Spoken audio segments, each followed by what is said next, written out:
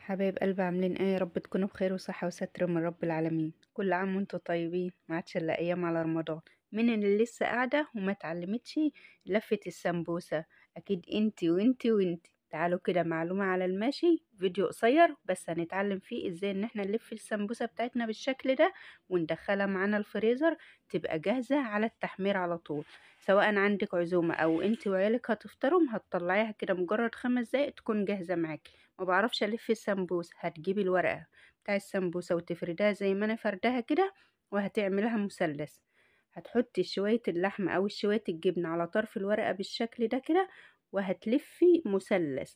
تجيبيها يمين، انا ده اللي انا عملته بالجبنه، اما اللحمه هتحطي شويه اللحمه وهتجيبيها. ركزي معايا بقى في الحته دي، هتجيبي الطرف على الطرف وتجيبيه الناحية التانية برضو على الطرف، وترجعي بنفس الزوايا على كل طرف، يمين في شمال، هتلاقيها بقت معاكي مثلث كده.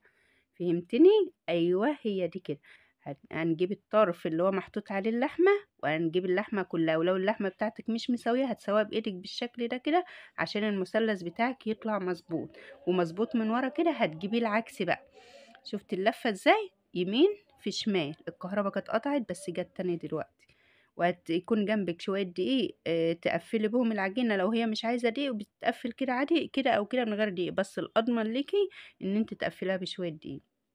اتعلمت لفة السمبوسة؟ راجع الفيديو مرة واتنين وتلاتة لغاية ما تتعلميها، وهترصيها في أي طبق عندك بالشكل ده، وهتدخلها الفريزر. أول ما قرآن المغرب بيقول هتقومي تحمريها على طول، وتقدمها على سفرتك بأحلى شكل لولادك بالشكل ده، بألف هنا وصحة. لو الفيديو بتاعي عجبك اعملي لايك واشتراك للقناة. مع السلامة، باي.